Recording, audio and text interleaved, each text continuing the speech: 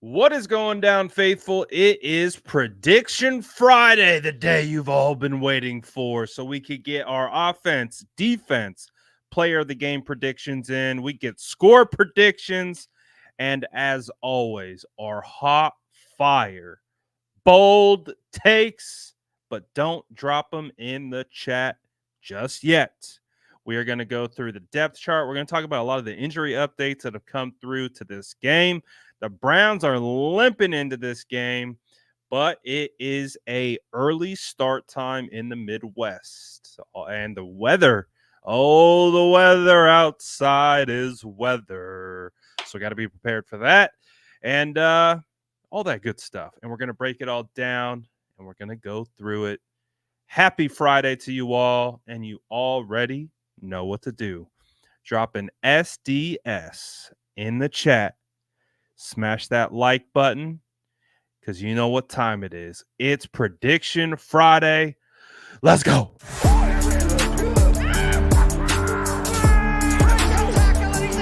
Smash that like button if you haven't already. Love to see it.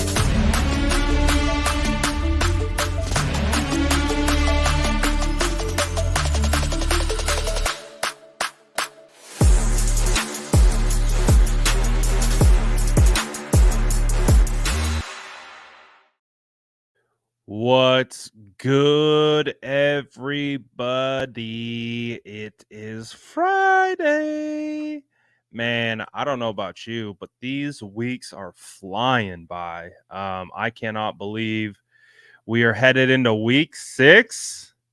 San Francisco 49ers 5-0, looking to go 6-0 on the year, and with the Browns coming up, it might be very close to being a reality coming up. San Francisco 49ers traveling to Cleveland probably right about now. Might be even in the air. So I do expect a decent matchup. We'll see. Are they going to show up with energy with a 10 a.m. start time, Pacific Standard Time? Or they're going to be flat? Is this a trap game? I don't know. But let's catch up on some of the injury reports, injury statuses for this game, so we can start to quantify what the 49ers are up against. Let's start with the San Francisco 49ers, shall we? Dre Greenlaw is questionable for this game against the Cleveland Browns. As we know, Dre, it sounds like he's missed every practice this week. I haven't seen anything otherwise. Alert me in the chat if I missed something. But from my understanding, I don't think Dre Greenlaw has practiced all week. So that would be an indication that he will not play against the Cleveland Browns this Sunday. So unless he is a true game time decision, this could mean we would be without Dre this game. And that would be a bummer because Dre Greenlaw has been playing his tail off all season. He's been phenomenal. I picked Dre to be my defensive player of the game last week, and he probably would have won it if it wasn't for that pesky Fred Warner doing Fred Warner things against the Dallas Cowboys. I would have to say, if we had to give the defensive player of the game from last week, definitely got to say, the report says Friday Dre was a limited participant. Okay. That's good. That's a good sign. Thank you for that information, Joshua. I did not see that. So that actually is a good sign for Dre. That's all we needed. We needed one limited participation, and we got it. So we'll see if Dre is going to play against the Browns. Again, hamstring injury, those things are nagging and annoying and don't go away sometimes. But we'll see. So that's one thing that we're going to have to monitor is Dre Greenlaw's game time decision. So we'll figure that out. It does sound like Elijah Mitchell is going to be back in the mix as well. So Elijah Mitchell will be back, who missed the last 2 games with a knee injury. Aaron Banks is good to go. He is completely off the injury report.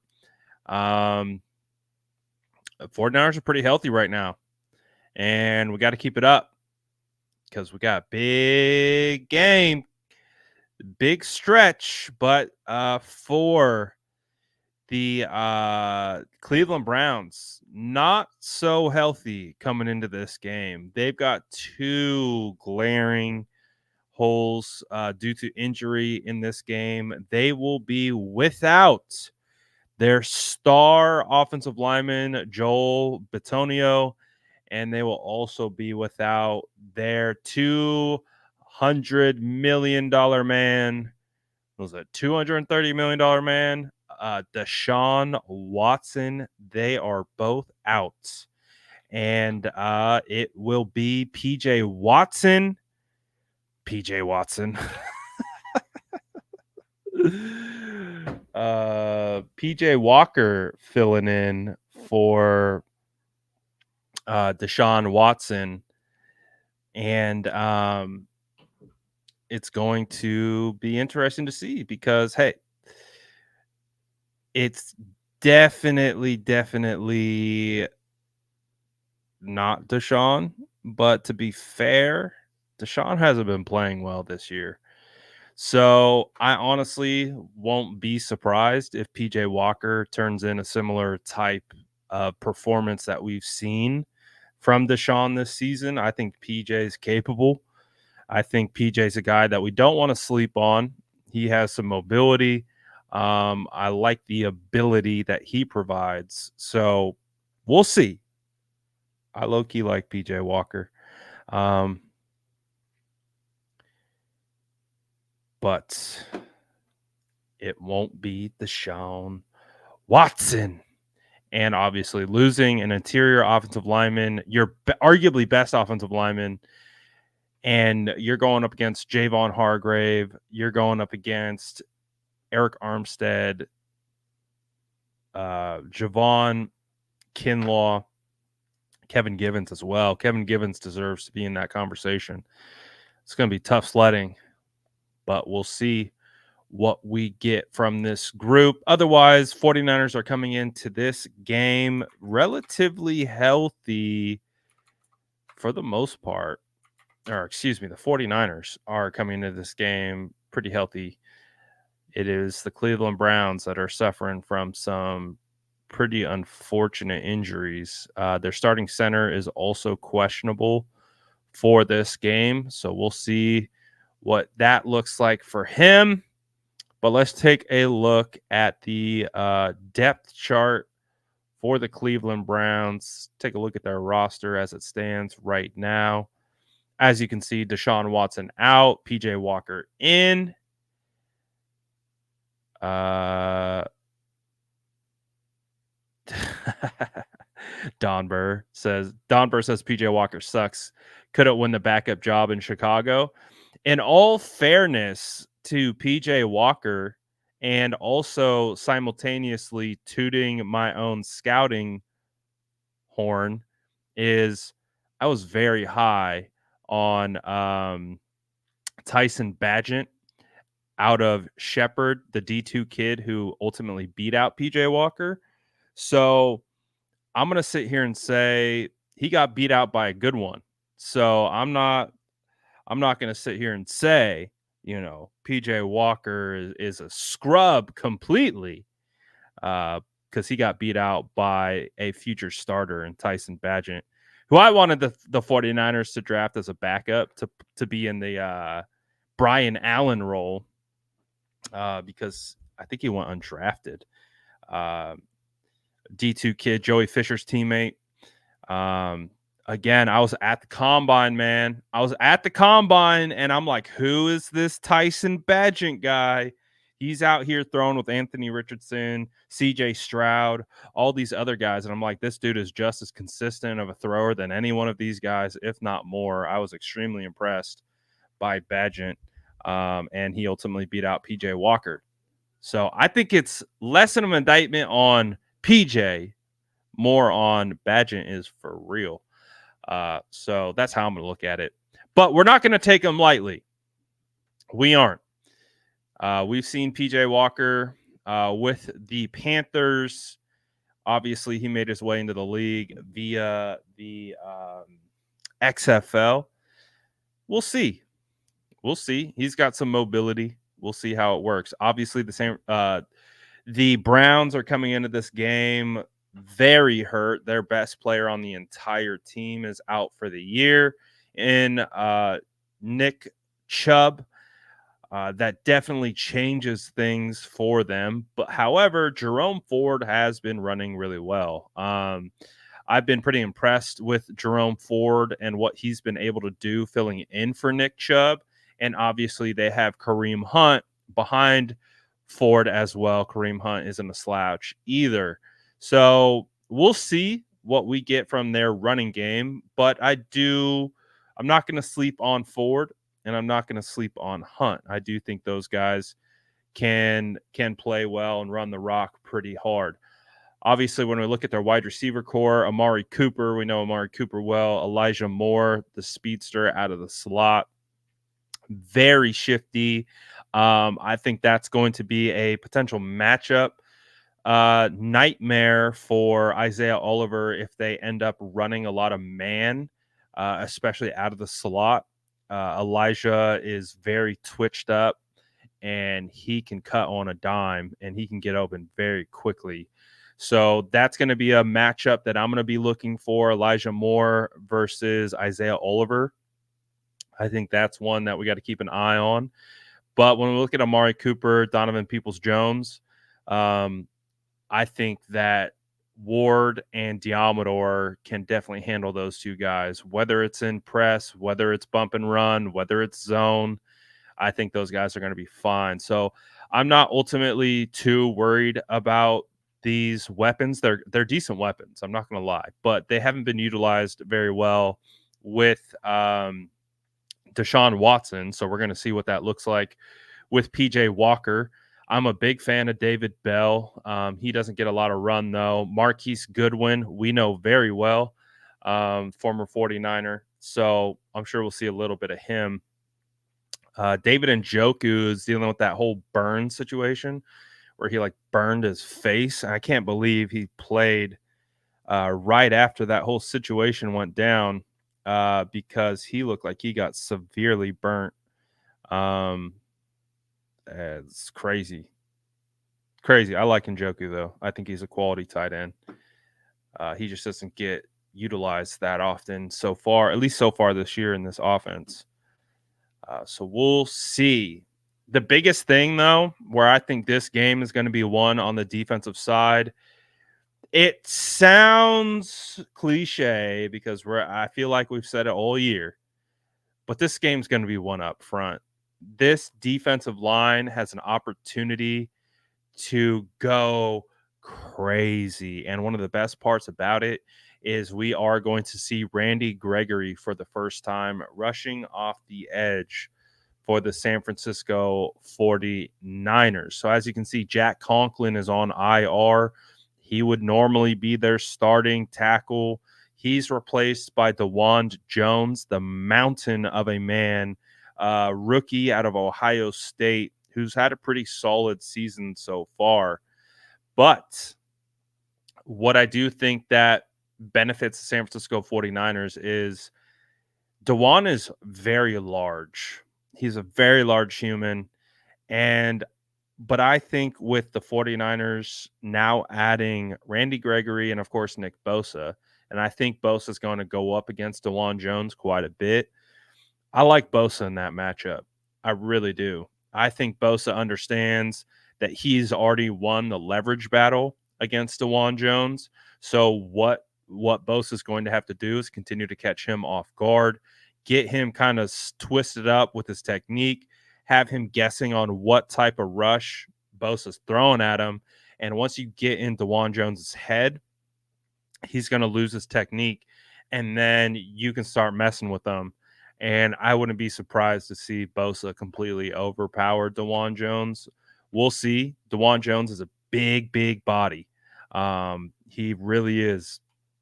But I think right now, Bosa's technical ability could absolutely render any of those size concerns a non-factor. But we'll see. Jedrick Willis, not a great offensive tackle, not a bad offensive tackle. I'd say he's right there in the middle of the pack. Obviously, losing Joel Bitonio is going to be huge at left guard. Ethan Posick is questionable. We'll see. Wyatt Teller, I'm a big fan of Wyatt Teller. He was a draft crush of mine. He's a guy I wanted the 49ers to draft coming out. So we'll see who they replace Bitonio with and see what happens with Posick. But right there at left guard is going to be your pathway to disruption for this 49ers defensive line. I mean, on paper, it would appear to me that whoever's playing in that 3-tech over the replacement guard is going to feast against this offense. You know that the Browns are going to try to be balanced. They're going to try to run the football. They're an offshoot of kind of the Kyle Shanahan scheme. They're going to try to run the ball. They're going to try to control clock. They're going to try to be methodical in driving. And, that's what they're going to try to do. So if the 49ers shut down the run and force these guys to be one-dimensional, it is going to be a long day in the office for the Cleveland Browns. And that's what I expect. So I expect this game to be won on the defensive line. And then 49ers force these guys to be one-dimensional. And then they just start pressuring the heck out of PJ Walker and making his life miserable behind this offensive line. So that's kind of the way I'm looking at it right now. So I do think this game is going to be up front. My guy says, "What's up, Brad? Great to meet you on Sunday." Think Hargrave is going to have a big game then. I do think Hargrave is going to have a potentially large game. Someone's going to feast on that defensive line. It's Hargrave, Eric, maybe even Kinlaw. Givens was balling out at the end of the game against the Dallas Cowboys. Pick your poison with this defensive line. So I'm really looking forward to this matchup, man. I think this team matches up really well against the Cleveland Browns. I'm really not too concerned about them, but again, don't want to overlook anybody. You don't want to, take someone lightly. There is a chance it could be a trap game. It could be a trap game. So that is where I want the San Francisco 49ers to obviously be on alert and don't want to sleepwalk through this game. Don't want to, I think the 49ers are going to handle this team. They should. It should absolutely be a game that the 49ers control on all phases. But from what I'm seeing, it will be raining on Sunday. So how does that change the game plan? I think that, again, reinforces the fact that the Browns are going to want to run the football more. Both teams are going to want to run the football more.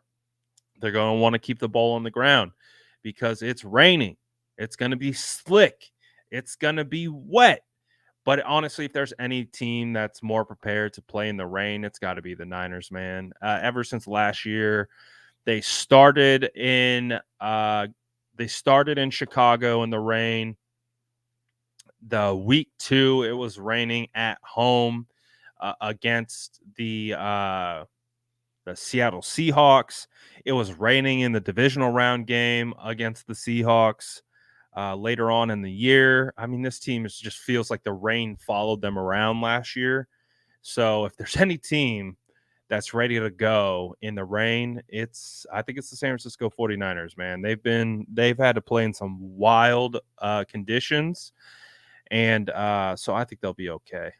So we'll see what the rain brings, how that changes the overall outcome. But like I said, The Browns are going to want to keep this thing on the ground, and the 49ers are going to want to force them into third and longs consistently and force them. And if the Browns get behind, then they're going to be having to move the ball and forcing it downfield. So whoever gets behind in this game is going to be tough sledding. So obviously, we want the 49ers to get off to a hot start and really put the pressure on the Cleveland Browns offense. And if we can put that pressure on them, there is a good chance they will crumble. So, with all that being said, who do you guys? This is where we're going to call on the chat, and we are going to do our first prediction of the day. We are going to do our defensive player of the game versus the Cleveland Browns. Last week, I picked Dre Greenlaw to be the defensive player of the game. He was like number 2 defensive player of the game. Number 1 was Fred Warner, but both of those guys were all over the field against the Dallas Cowboys. Who's it going to be this week? Again, Dre did turn in a limited participation in practice today, so we could see him out there, but we're not sure just yet. So I don't know. I don't know if it would be safe to pick Dre Greenlaw in this game. Like I said, I think Fred Warner would have been the player of the game last week if we had to go back and pick that.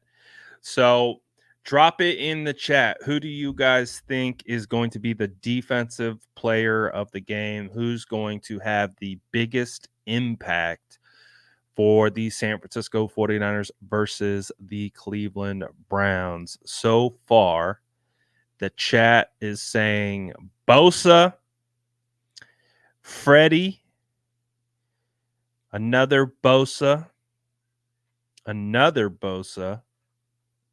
Warner, Nick, All-Pro Fred, Gregory going to come out and have a day?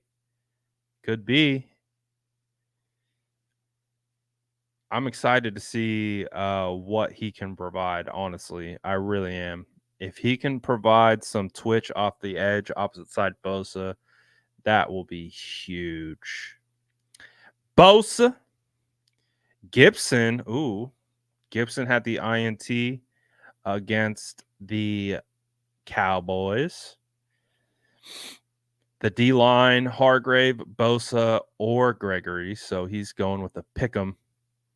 Bosa is going to make some big plays on stunts and just out leverage Jones. Like I really do believe that. I think DeJuan Jones is going to. He's been decent this year. He has, especially as a 4th round draft pick. But Bosa's a different animal.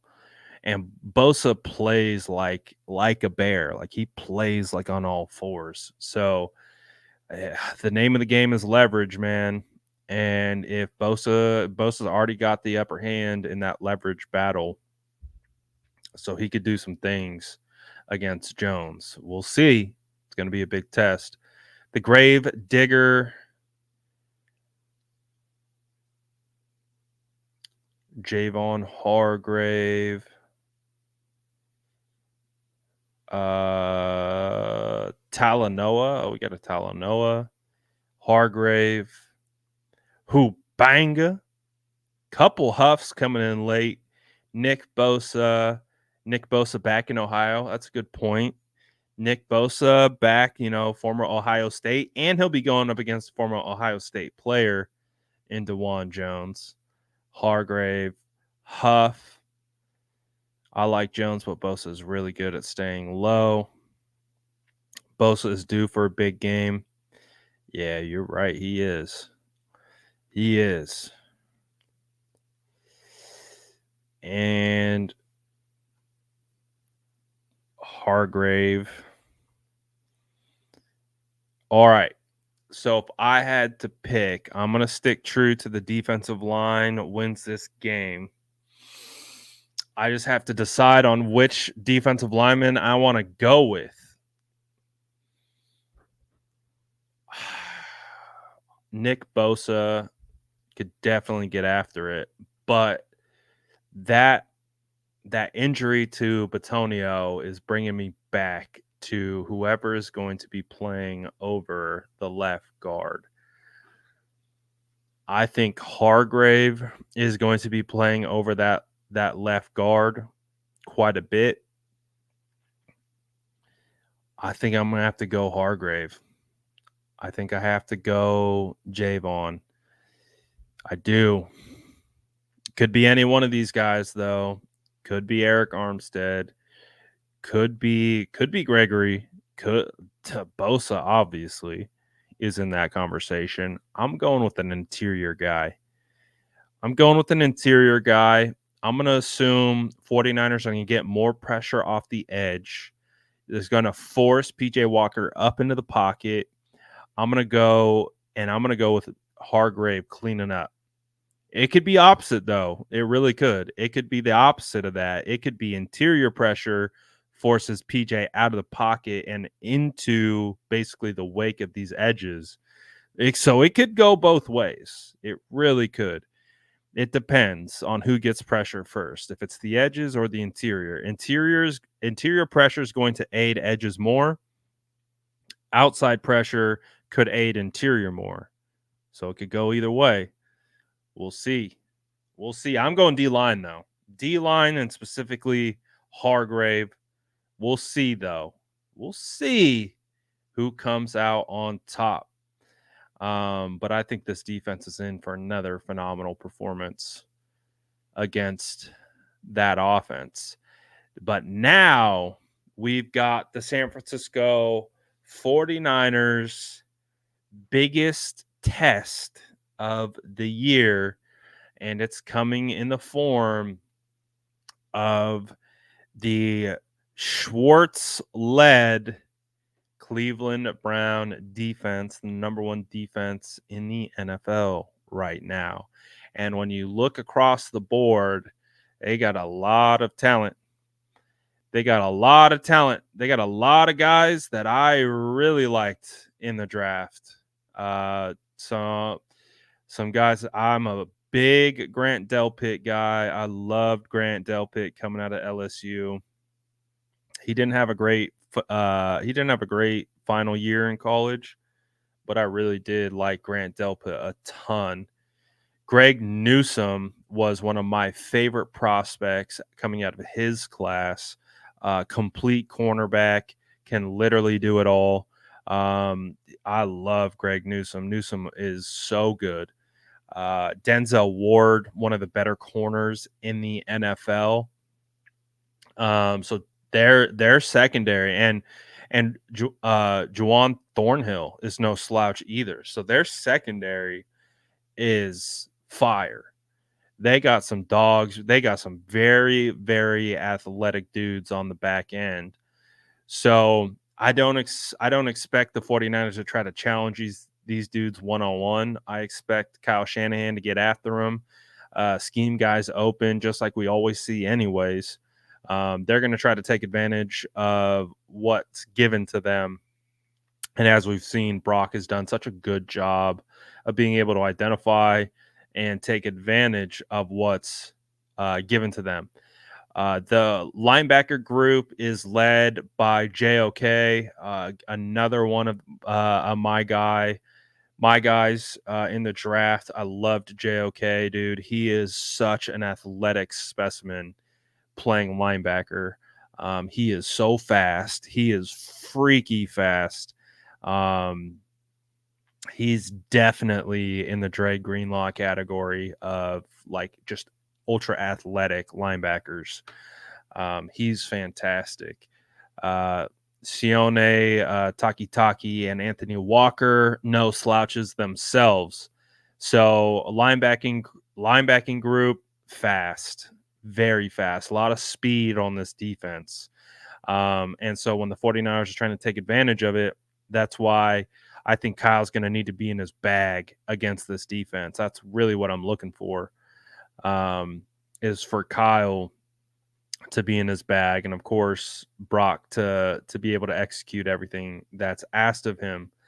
We have a friend of the channel.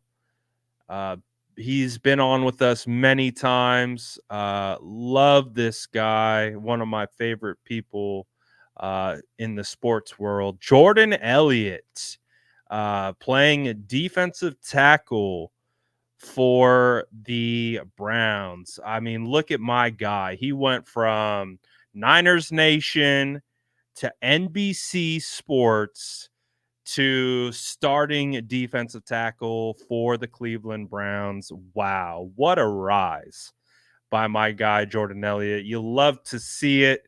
Splash Cousin on Twitter if you haven't seen him. Dude's a legend out here. And now he's starting defensive tackle for the Cleveland Browns. You better watch out for him. He's he he's he is quick in a phone booth.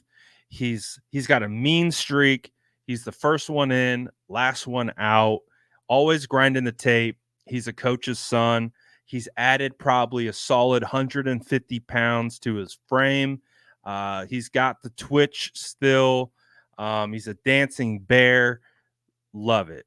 This is a guy we got to watch out for. But in all honesty, I have no idea who this Jordan Elliott is on the Cleveland Browns. But sounds good. Threw a lot of footballisms at you there without knowing a single thing about this guy. But I do know the other guys. I do know Zadarius Smith. I do know Dalvin Tomlinson, and I do know Myles Garrett quite a bit. So these guys are good. And they got our guy Maurice Hurst, who's been balling out for them as well. Maurice Hurst, who was with the San Francisco 49ers for 2 years.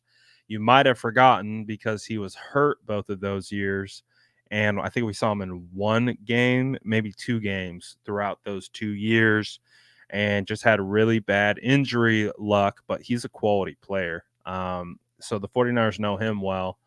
And of course, Myles Garrett, Zadarius Smith, Trent Williams has the ultimate respect for Myles Garrett. Myles Garrett's one of your top.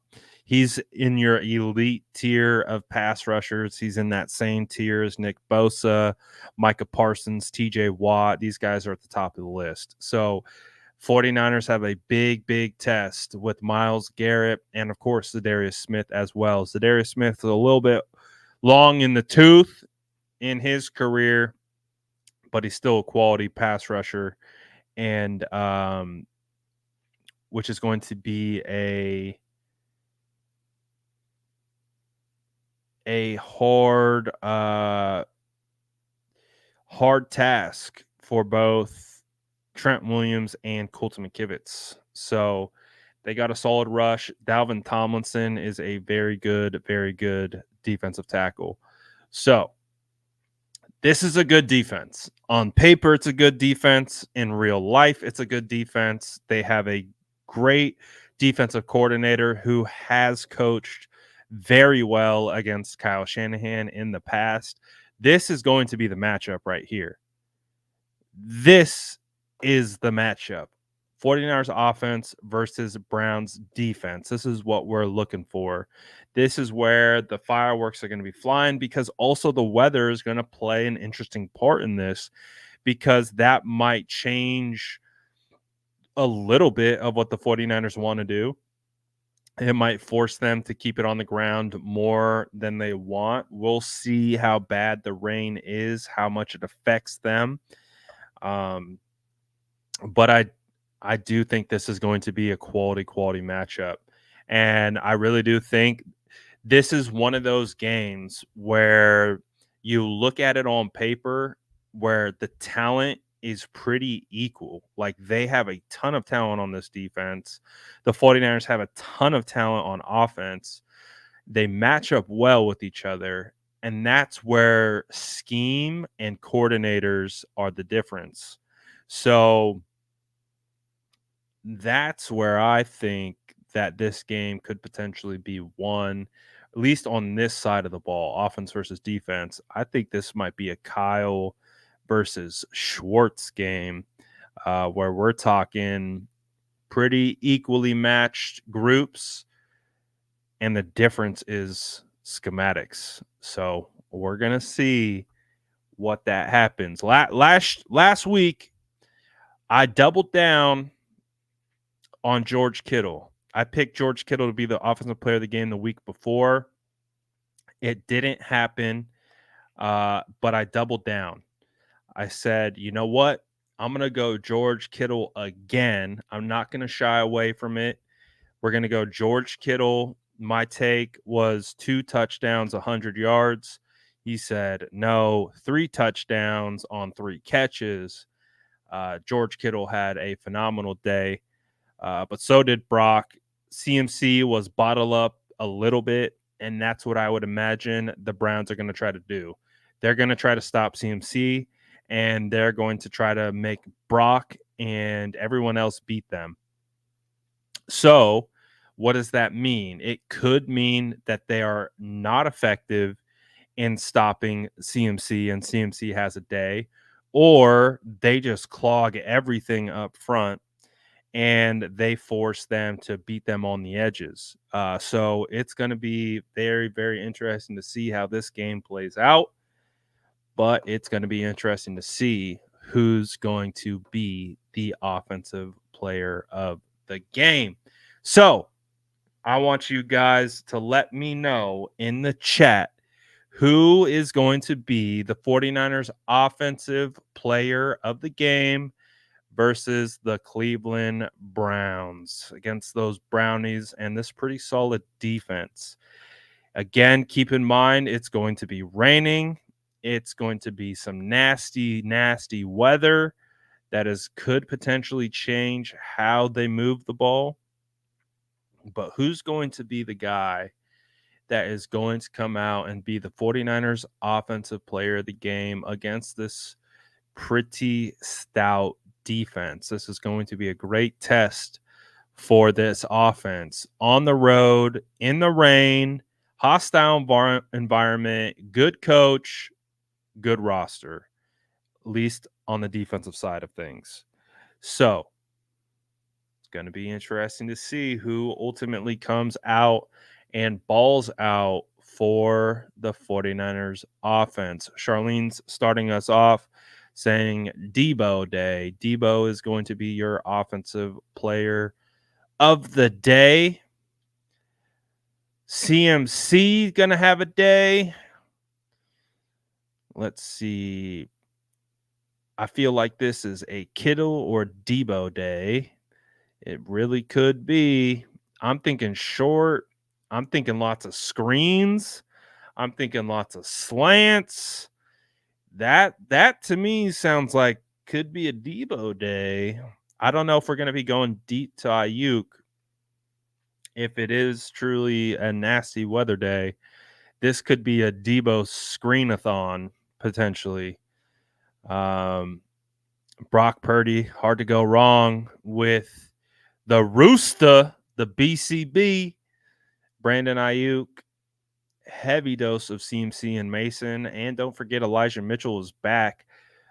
But I'm going to be honest with you guys. I think Jordan Mason has taken over that RB2. We talked about this all offseason.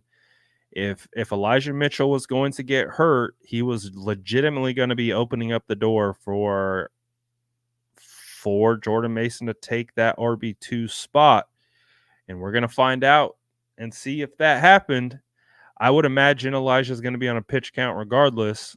So we might see more Jordan Mason than Elijah Mitchell. Debo, Ayuk. Despite the rain, it's going to be I like that. That's a bold one. He's going against conventional wisdom, and he's like, you know what? BA is gonna ball. That Brock Purdy to Brandon Ayuk connection, rain, I ain't stopping nothing. CMC, Mason, Kittle. He's picking 3. BA, Debo gonna be slippery and be extra hard to tackle. Debo's up for a Debo game, right? Right. He had a day. He had a big game Thursday night football. So it might be Debo's turn in the rotation for a big game. I feel Debo Day coming in hot. We need his versatility. I think that's a really good point. Debo, Ray McLeod, Debo going to go off.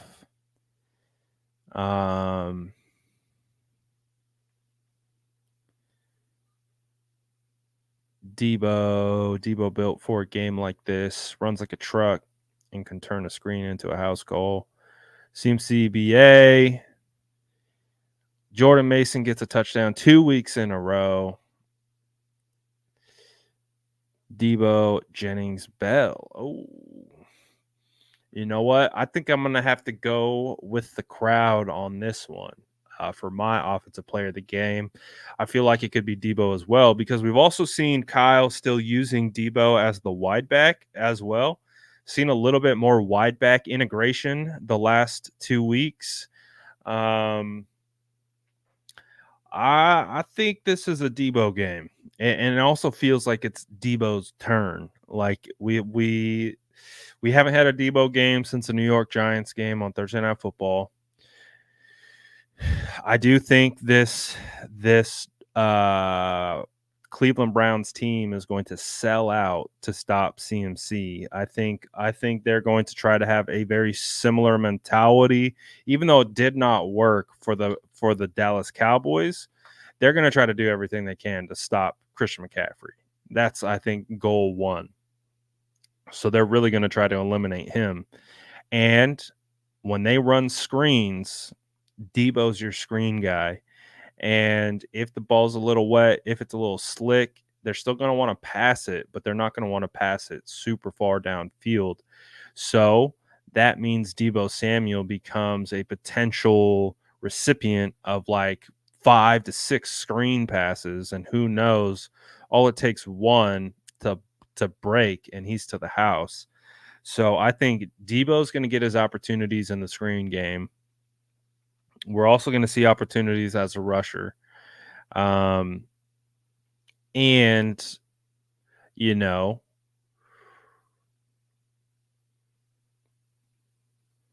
although I do like this secondary, I don't look at that secondary and think of them as like ultra physical group. They're very athletic. They're very sound technically. I don't, but that could just be my ignorance, but I don't look at them as super physical. And that is a matchup that I like. I like Debo against this group. And of course, I do think it's going to be a lot of screens, a lot of short game, short to intermediate. And they're going to try to run the football as best they can. But I think they might really sell out to stop the run as well. So I'm thinking Debo. I'm going to go Debo. So recap. Defensive player of the game, I'm going Hargrave. Offensive player of the game, I'm going Debo. And that's what we got for that situation. But now the fun part, we get to go with the bold takes. Apparently last week my bold take was not bold enough, so I need to step it up because Kittle outdid my bold take by a good amount. I said 2 touchdowns. He said, nah, bro, 3.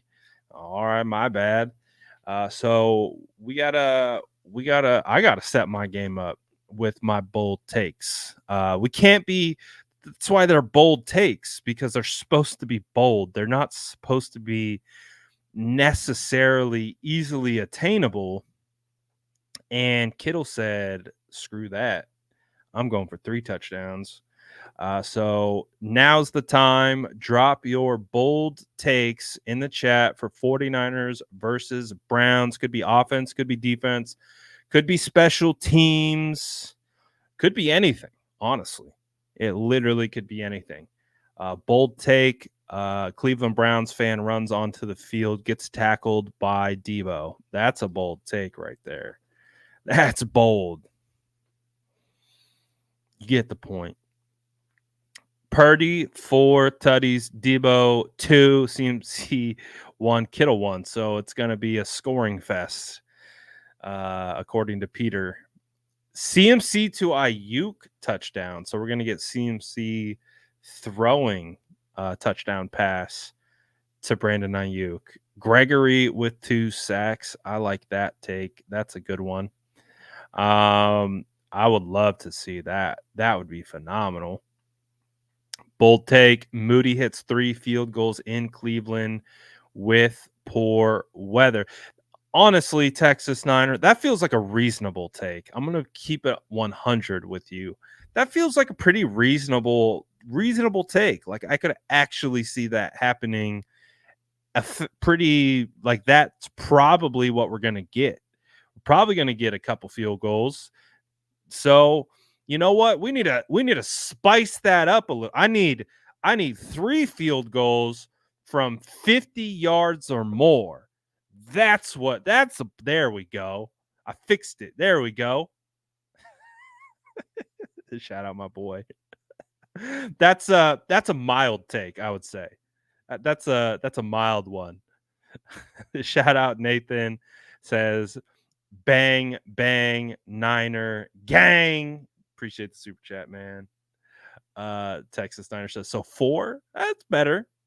It's better. We also like specifics as well. But shout out Nathan.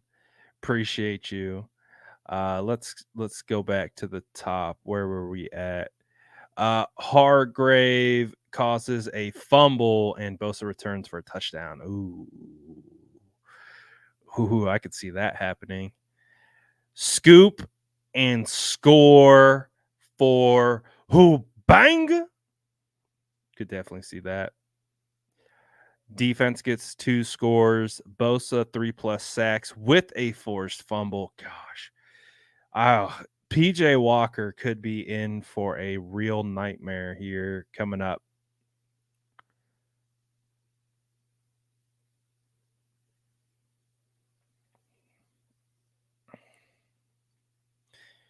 Real nightmare coming up. Bosa gets 3 sacks.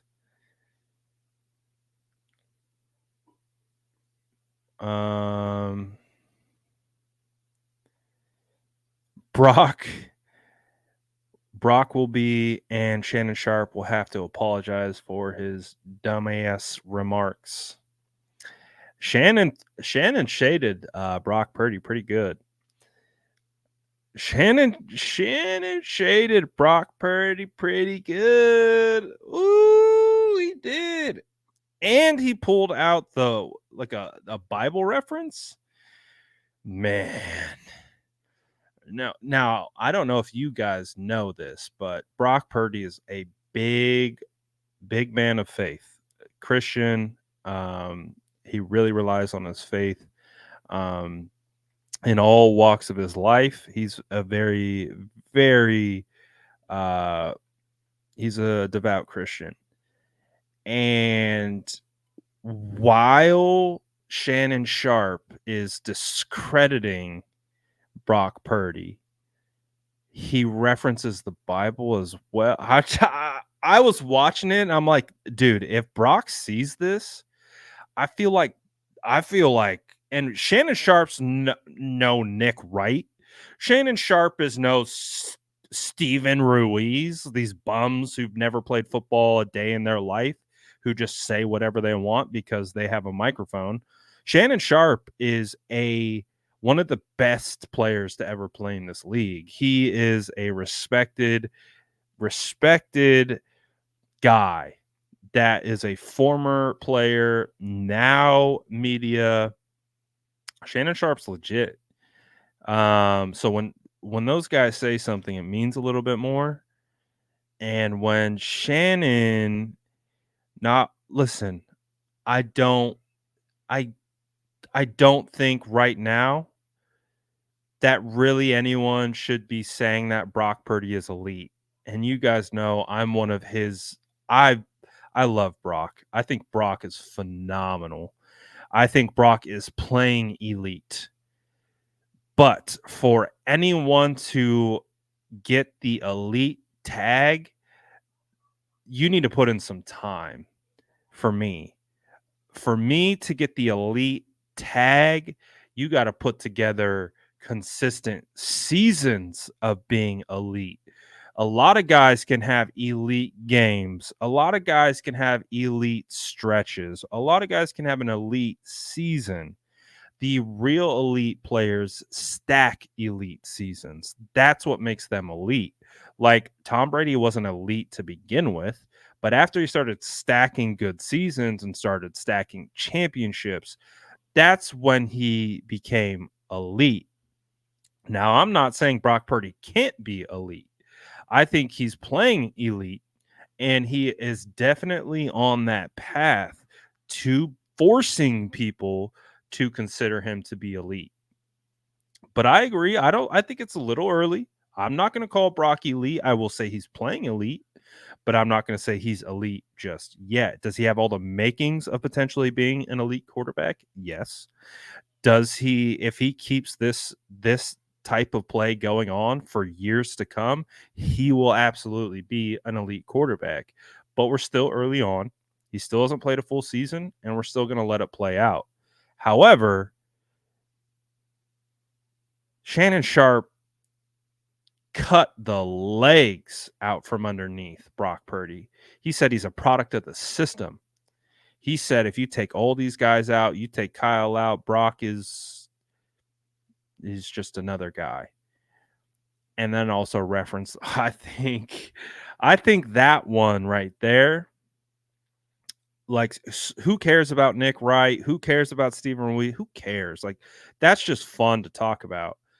This one with Shannon, I think that's the one where guys like Brock will hear it and they're going to be like, "Oh, I'm going to remember that." Like, that right there is something that I am going to remember. That's going to put another chip on his shoulder. So, I like that. I like that energy, man. I do. I think this team feeds off that type of energy. I think they feed off guys shading what they're doing. I do. We saw it when they were 5-0 last year, and you had Ryan Clark calling them the pretenders and all that type of thing. And Brock is wired that way. He's wired where he's going to be humble. He's going to put his head down, but he's going to hear what you had to say, and he's going to log it. And I don't know. I thought that was crazy. What Shannon said. Really did. Sorry, went off on a tangent. Kind of got away from the bold takes, but again, I think that's something that Brock is going to hear, and I think that's something that Brock is going to internalize, and it's just going to build another chip on his shoulder. Like, again, I think when guys like of Shannon Sharp caliber say stuff like that, it means much more than these other guys that whatever. So that's something that I think is going to be very interesting to see if that somehow is brought up in the future. Because I think that's something that will stick out. Bosa 3 sacks, 1 interception off a deflection or a tip ball. Let's get back to some bold takes. Brock Purdy played at Iowa. He can throw in the rain. That's a good point. He's used to some nasty weather. Bell breaks away for a long touchdown. We're doing Browns. Oh, Bell. Our Bell, not their Bell. There's 2 bells. Our Bell, obviously. Bull take, games close because of the rain. Jake Moody comes in, kicks a 50-yarder in the rain to get the dub. I like that one. Ray gets a touchdown off a kickoff or punt return. We've been waiting for that one. D-line and Warner, 5 sacks. Ooh. Kittle over 150 receiving yards, 2 touchdowns. That's a bold take right there. Ray breaks one on the run back. Gregory, 5 sacks, one pick, 1 scoop and score. That's a bold take. Holy crap. That's a That's a big steamy take right there. Bull take. Everyone gets an interception. 4 interceptions. 4 go to the house. You get an interception. You get an interception. We all get interceptions. Sean says to smash that like button. 3 safeties for us. Let's see.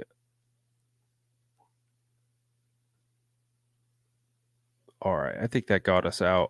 So I think that's good on our bold takes. All right, you know what time it is. Get those fingers ready because we're gonna need to see what you guys got in the chat for now. I'm really interested about what this score prediction is going to look like because you have the rain factor. You have the 49ers going up against the number 1 defense. However, the Browns offense is hurt. So what are we going to get? Is this going to be an absolute domination by the San Francisco 49ers? Are we going to get a trap game where this is a 10 a.m. start, Pacific Standard Time, nasty weather, team that's been counted out that plays to the 49ers level? Do the 49ers underestimate the Browns coming into this game? Drop your score predictions in the chat of what you got this game. I want to see how big of a margin, because I know you guys are picking the W. I don't think anyone is concerned about the W coming in here. I think 49ers we all agree 49ers are going to come away with the dub. I'm interested to see what the margin looks like of victory. Is it a close one or is it a shellacking? Drop your score predictions in the chat and let's see what you guys are cooking up. First one in the chat so far, we've got 35-12. So we're starting off with the San Francisco 49ers turning in their 6th game in a row with 30 or more points, which is crazy. 35-10. 31-3. Whew. 35-10. 30-6. 33-12. Oh, we got a close one here. 20-13. Hendrick says no trap game. Niners win 28-9. Charlene says biggest trap yet. I'll say this is the first game Purdy scores under 30 due to the nasty weather. 24-10. We got 2 24-10s back to back. 35-10. 16-9. 33-20, 23-13, 30-9. The Browns is going to turn the ball over and give the 49ers good field position, so where it's easier to get 30 points. That makes sense. 30-9, 31-10, 35-14. 48-0. Might as well bump that up to 49-0 for the culture. 30-10, 29-3, 33-16. So far, pretty wide margin. We've got some close ones. We got some people coming in under 30, 39-12, 27-10, 27-3, 20-3. So far, it's been a pretty wide margin of victory for the chat. 28-13, 24-9 because of the damn rain. Let's see. What is the score going to be? Ugh. I'm going to go 32-14. I'm going to go 32-14. I think the 49ers continue to score touchdowns. I think we might get more rushing touchdowns out of this performance. So more rushing touchdowns, but I still think the 49ers are going to be able to score on the ground. I think you can get a defensive score out of this game as well. So I do think that's a possibility that they score on defense. So I do think it will be more of a ground game, quick passing game, but I'm thinking we get a score on defense, maybe a score on special teams, but the 49ers keep the trend alive of scoring 30 or more points this season. And I do think the 49ers are going to come away with the W. And the 49ers 6-0, man. The 49ers have a shot to be 6-0. Crazy.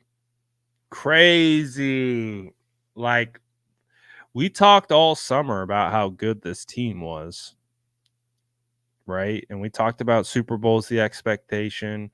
We expect this team to be one of the best teams, all that type of stuff. We expected it. But it's here and it's happening. And the San Francisco 49ers have, I don't know, what I would say exceeded expectations. I would say the 49ers have exceeded expectations right now, at least offensively. Their offense is playing like at a level like I thought they were going to be good. This good, kind of taking me by surprise by how good the offense is this year. And a lot of that has to do with Brock and Kyle and, of course, all the weapons. But Brock is playing at a phenomenal level right now. And I think we're seeing Kyle's growth as a play caller, Kyle's growth as a coach. And I think that's what happens when you find a quarterback you trust. You grow as a play caller. You're more willing to take it's easier to be more aggressive when you have a quarterback you can trust. And I just don't think there was a lot of trust there between Jimmy and Kyle. And I think Kyle called games that way. And so we'll see. We'll see what happens.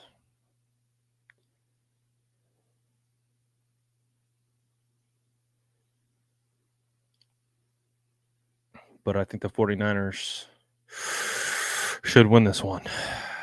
They should absolutely win this one. Need to. I need it. And then right after this, Minnesota, another primetime matchup, Monday Night Football.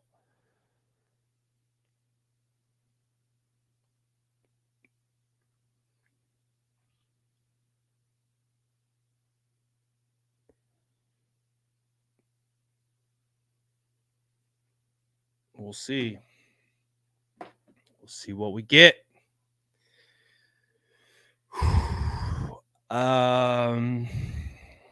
So you guys know how it goes. It's Friday. I won't be live tomorrow unless, some breaking news goes down. The 49ers reportedly in the trade market.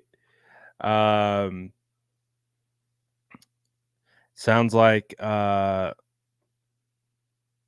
Carolina Panthers are going to be sellers at the deadline. Shocker. Who told you that?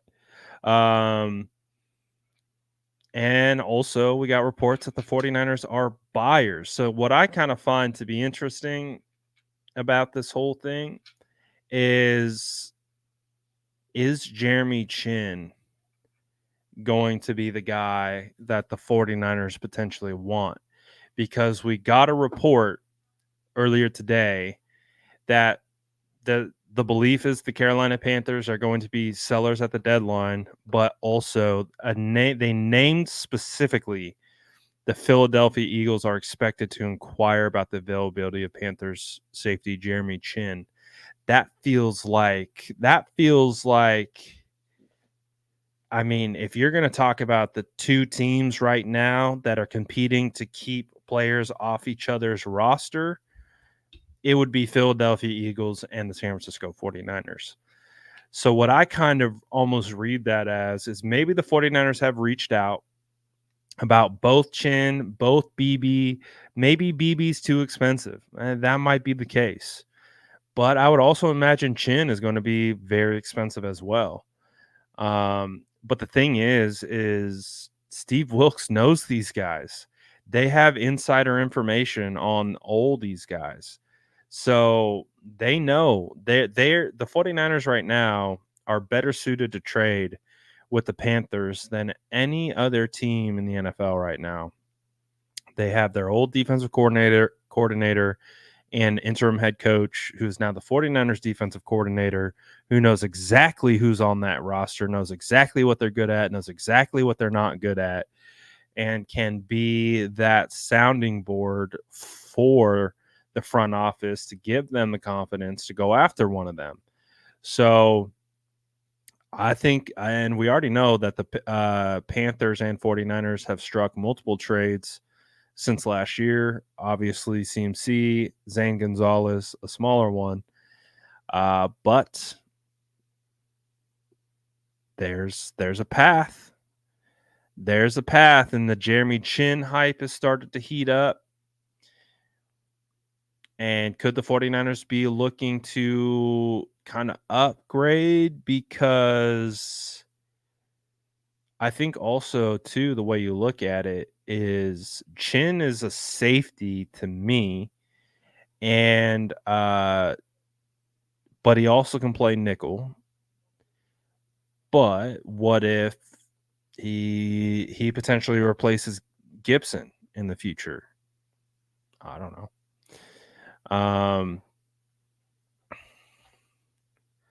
We'll see.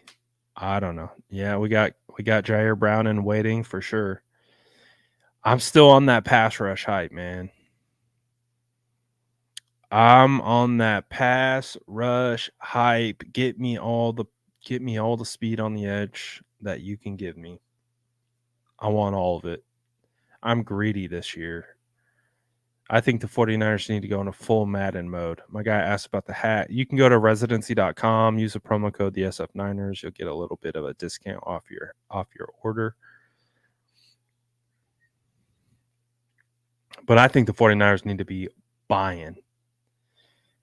Buy.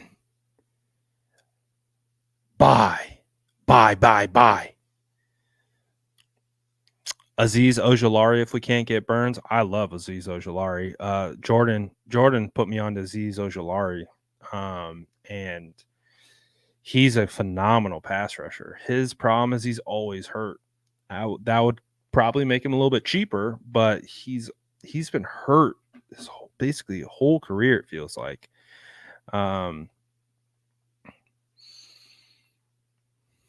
So we'll see. We'll see, man. But I want the 49ers to be buying. I want them to be hitting the phones. I want them to be calling everyone. You got someone available? Let us know. We got picks. We got 11 picks. We're going all in. We got a quarterback. We've got all the weapons. Fill any gaps that you see. Right now, the biggest gap that I see is pass rush, opposite side of Nick Bosa. But they obviously could have addressed that in Randy Gregory. So we'll see how impactful Randy Gregory is. If Randy Gregory can provide an impact, it could be enough for them to say, you know what, we don't need to overspend on Brian Burns. But man, Brian Burns is 25. Gregory's 31. Gregory costs you nothing. Burns is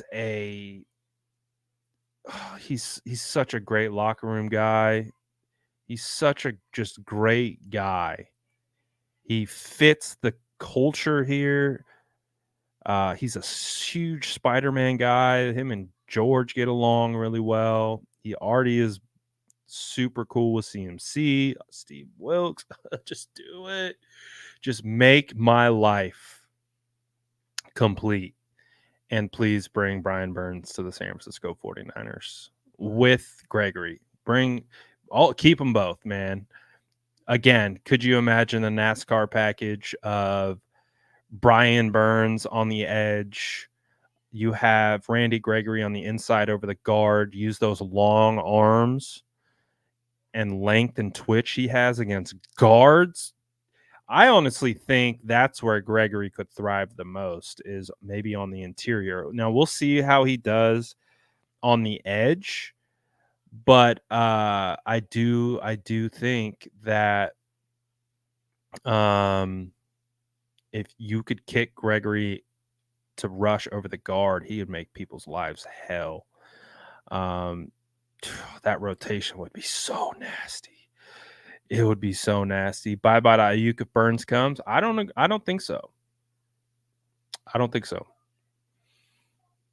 I don't think that would be the case. From what I've heard, San Francisco 49ers are motivated in getting Brandon Ayuk signed. So I don't think that would be the case. I think, if you sign Brandon Ayuk, you're going to be able to kick out his cap hit. You restructure Deebo Samuel, you create more space. You restructure a couple guys, you create more space. I'm not worried about the money. I'll keep it a buck with you. I'm not worried. This team has proven if they want to get something done, they're going to do it. They've done it before. They did it with Trent Williams. They had no money to sign Trent Williams. All of a sudden, they had money to sign Trent Williams. They had no money to sign Kyle Juszczyk. Oh, all of a sudden, they had money to sign Kyle Juszczyk. So I'm not going to subscribe to that. The 49ers have proven to me year in and year out that they can create cap space at a blink of an eye. And think about this year. They were at the bottom in cap space, and they made a couple restructures. All of a sudden, they're at the top.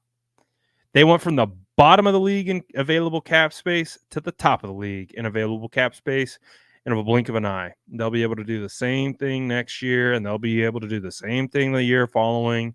They've got it figured out. So if they want Brian Burns, if they want Jeremy Chinn, if they want anyone, they can make it work. Because you're going to have to pay Jeremy Chinn too. It's the same scenario. Jeremy Chinn needs to get paid. So you're trading for any of these guys. You're trading for a blue chip guy. You're going to have to pay him. So they know that. I think they'll figure it out if they want to. There's plenty of ways to get crazy. They could do it. I want them to do it. I want to go all in, baby. Give me BB. Who's stopping that pass rush? Who's stopping it?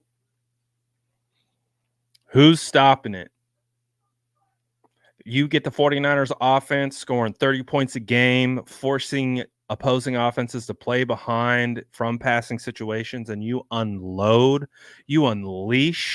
the most devastating pass rush the NFL has seen in the last decade. Do it. That's worth it to me. That is worth it to me.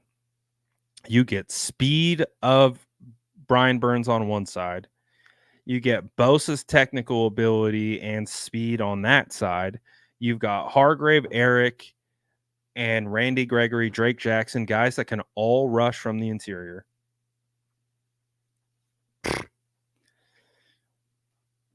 It would be nuts.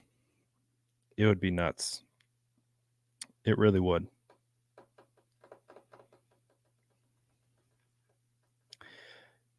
You don't want an edge rusher? Bosa is enough? I would disagree heavily with that. But to each their own. To each their own. Surtain isn't for sale, which again was something that we talked about from the very beginning. Surtain is rebuild proof. He's a guy that if he's on a team that blows everything up, you still retain Patrick Surtain. He's too good. You don't trade him. And if you were to trade him, it would be a ridiculous ask. It would be a ton. They would probably want an Ayuk. They would probably want someone of a big time caliber, and a lot of picks, and it's just not going to happen. Is there such thing as too many pass rushers? No, we've learned that the San Francisco 49ers do not believe that is a real thing. And I disagree. The ask with Burns, it's not off limits, and it would not be the same. Completely different scenarios. Surtain is 23. He has 2 years left of team control. Brian Burns is in the final year. He's playing on the fifth year option, and he becomes a free agent at the end of this year. They're not remotely close to being the same. Completely different situations, which is why Brian Burns is available. And whoever wants to pay that price to get Brian Burns can get Brian Burns. Patrick Surtain, no. Absolutely not. Not the same. So we'll see. Would I rather have cornerback over D-line? No, I would rather have D-line over cornerback.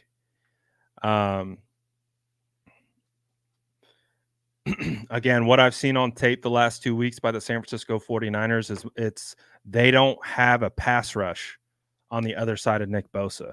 The pass rush on the other side of Nick Bosa is non-existent. It just isn't there.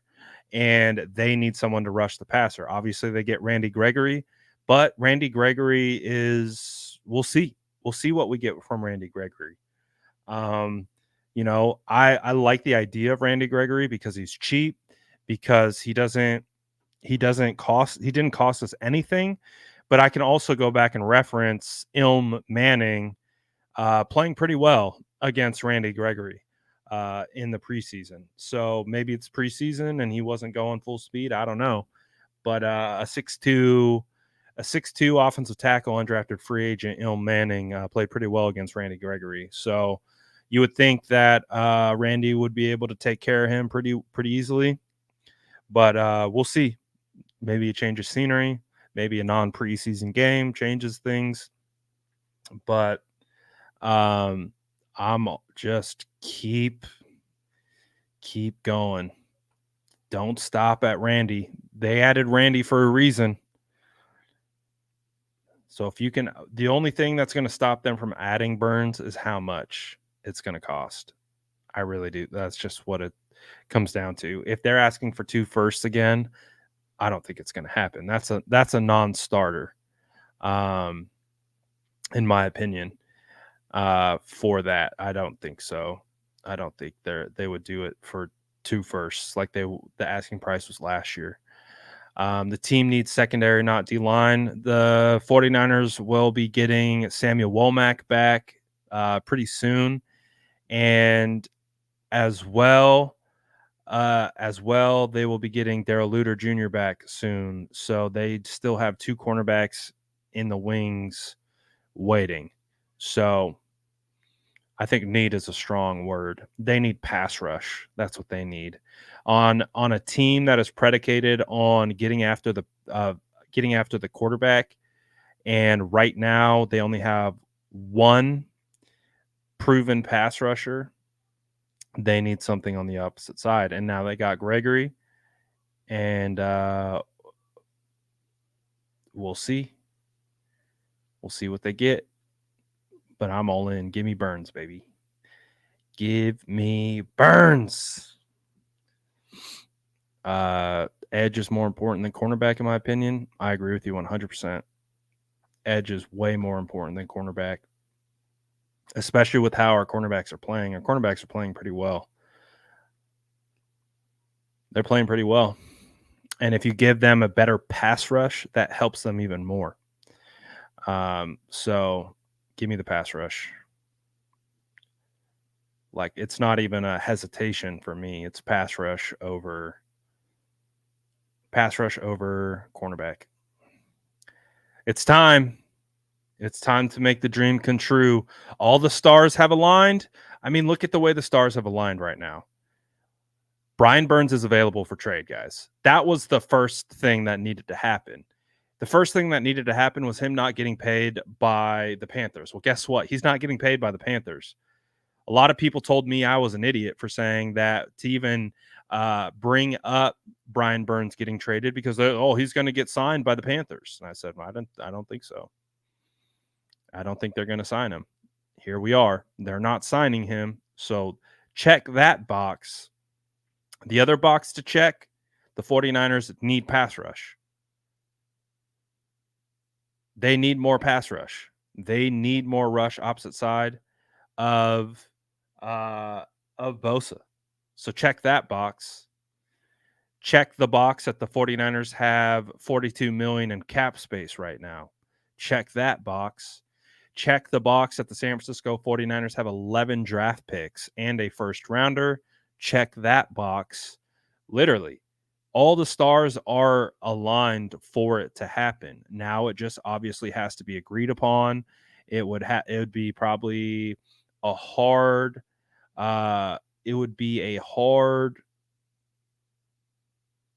negotiation, because I still think the Panthers value Brian Burns very much so. And they would want a lot in return, but that's a conversation I'm willing to have and see how far we could go. So Bosa needs more help. Yes, this defense needs help on the opposite side of Nick Bosa. That's what the tape says. The tape says this defense needs more pass rush on the opposite side of Nick Bosa.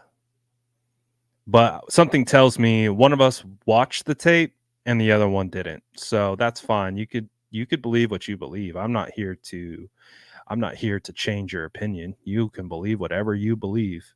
But I believe in my assessment of this team, and I believe that right now, pass rush on the opposite side of Nick Bosa is the weakest link on the entire 49ers roster. It's not cornerback. It is not. It is pass rush on the opposite side of Nick Bosa. It's not run stopping. Cleveland is a really good run defender, but they don't have a pass rush right now. There's no pass rush. Jackson is really good at stunting. Drake Jackson's really good at stunting. I think that's his best move as a pass rusher. But I'm just not seeing it as a pure pass rusher. He could still develop into that, but we'll see. Burns or Chinn, I'm still going Burns, because I do think Isaiah Oliver's been pretty good this year. Going back and watching the tape, I feel like Isaiah Oliver's been pretty good. And if you add a pass rush, a more speed to this defensive line, it's going to be even more difficult. So, you know my vibes. You guys know what I want.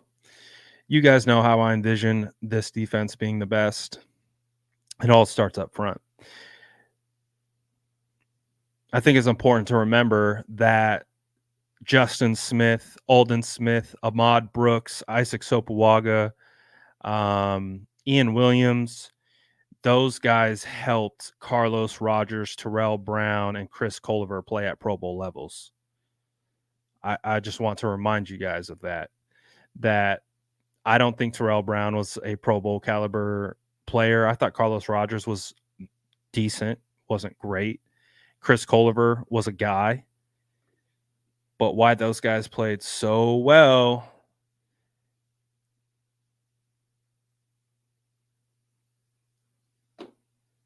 they had a formidable pass rush.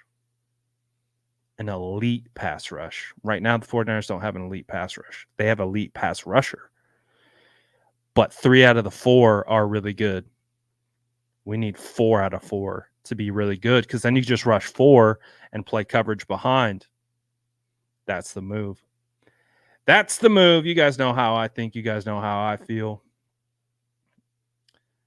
And I want it. I want it. It's a possibility. Make it a reality. That's what I want. But shout out to you guys. I'm really excited for this game. I'm really excited for the trade deadline. I'm really excited for the trade deadline coming up, because I do think the 49ers are going to be very active and getting after it. Let's go. And we made it to Friday. That means we are very, very close to game day and potentially going 6-0 on the season, heading into the final 2 weeks of the trade before we get to the trade deadline. And I think the 49ers could absolutely go crazy at the deadline and add some pieces. So I'm looking forward to it. Let's go. Shout out to all you guys. Appreciate you tapping in on this Friday. Hopefully you guys have a great rest of your Friday. Enjoy your Saturday. And then it's game day. And I'm excited. We got an early game day. I feel like the last couple games we've either been mid-afternoon or night. And we get a early game, which means we get a chill for the basically second half of the day after the San Francisco 49ers take care of the Cleveland Browns. Let's go. Appreciate all you guys. Grab your cookies on the way out. Smash that like button if you haven't already. I appreciate y'all. Y'all are the best. Go trade for Brian Burns. I'm out of here. Peace.